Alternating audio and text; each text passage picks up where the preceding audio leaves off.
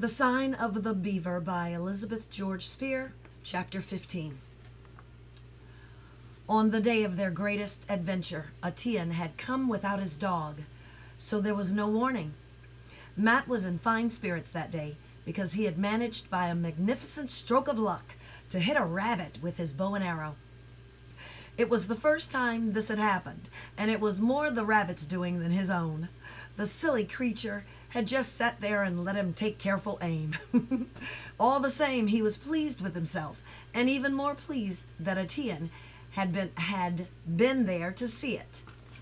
When the boys decided to visit the beaver dam again, Matt was unwilling to leave the rabbit behind in case some thieving animal should discover it.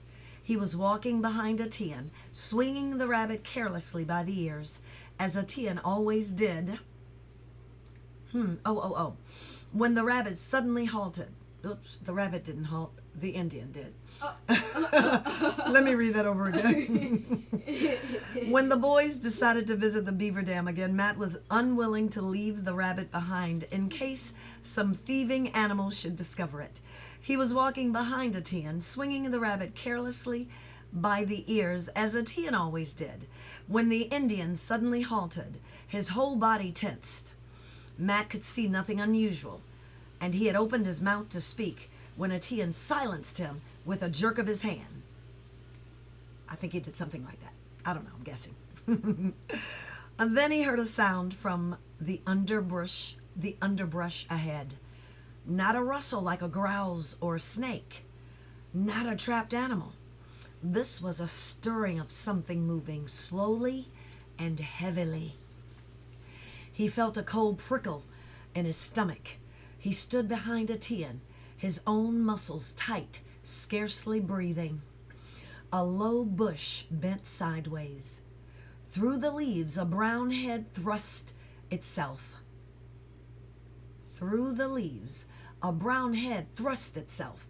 Bigger than that of a dog and shaggier. It was a small bear cub. Matt could see the little eyes peering at them curiously, the brown nose wrinkling at the strange smell of human body. The little animal looked so comical that Matt almost laughed out loud. "Shh! Huss!" Atian warned under his breath. There was a crashing of bush and a low snarling growl. An immense paw reached through the thicket and tumbled the cub over and out of sight. In its place loomed a huge brown shape. Bursting through the leaves was a head 3 times as big as the cub's. No curiosity in these small eyes at all. Only an angry reddish gleam. Somehow Matt had the sense not to run. He stood frozen on the path. A bear could overtake a running man in a few bounds, and this one was only 2 bounds away. The bear's head moved slowly from side to side. Its body, heavy, brushed aside the branches as though they were cobwebs. He swayed, swifting its weight from one foot to the other. Slowly, it rose on its hind legs. Matt could see the wicked curving claws. Matt would never know why he acted as he did. He could not remember thinking at all, only staring with numb horror at the creature about to charge. Somehow, he did move. He swung the dead rabbit by its ears and hurled it straight at the bear's head.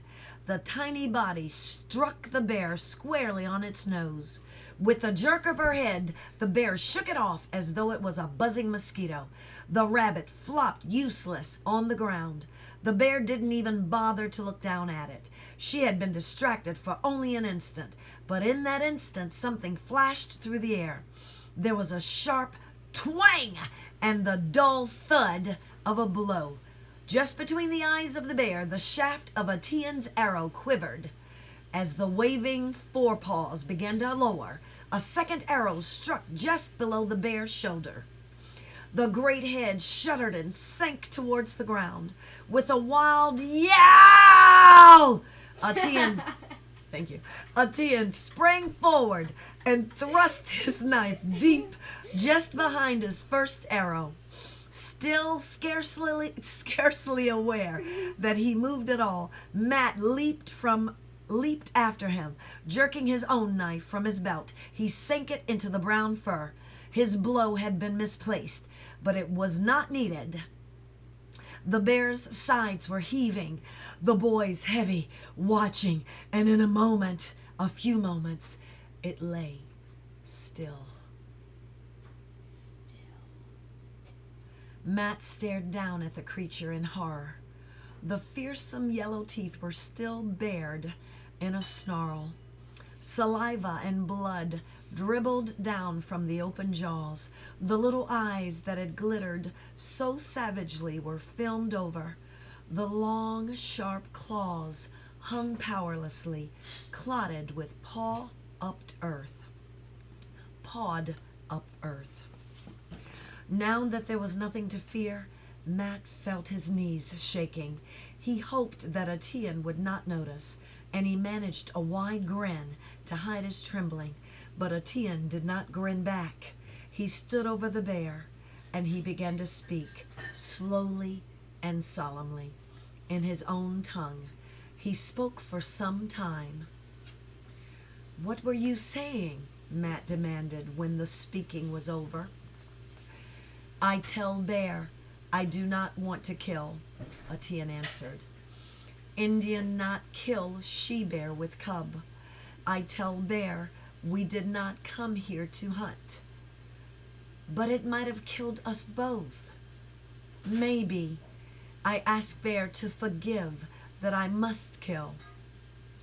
"Well, I'm mighty thankful you did," Matt said stoutly. He was about to say that he had never been so scared in his life, but he thought better of it.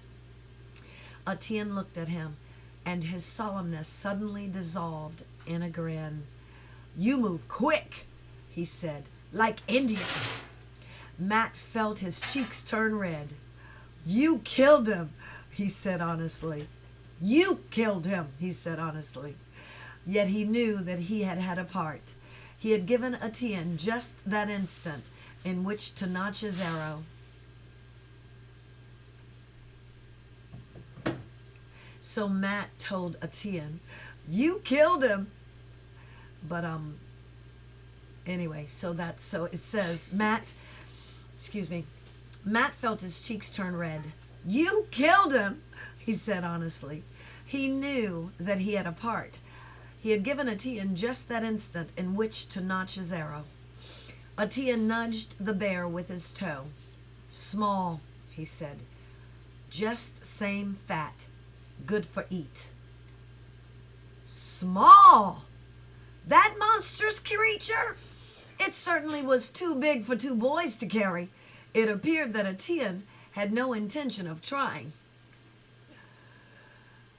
"Belong, squaw, now," he said. "I go tell." "You mean a squaw is going to carry that heavy thing?" "Cut up meat, then carry. Squaw work," Atian answered. It was plain that he had done that man's work and was finishing with it. The cub, Matt remembered now. It was nowhere in sight. Atian shook his head. "Let cub go. When Sigwan come again, him plenty big to eat. Take rabbit," Atian reminded him. Matt looked with distaste at the rabbit, almost covered by the bear's heavy paw, the fur matted and bloody. He would rather not have touched it, but obediently he pulled it out. It was his dinner, after all. And he knew that in Atian's world, everything that was killed must be used. The Indians did not kill for sport. When Atian had disappeared into the forest, Matt still stood down at the first bear he had ever seen. He felt resentful. Atian had killed the bear, of course. It was his by right, but Matt would have liked just a small share of that bear, or even one of those big bear claws to show his father. Then he remembered the Indian boy's tribute. He had moved fast, like an Indian, that would have to be sure enough. The end of chapter 15.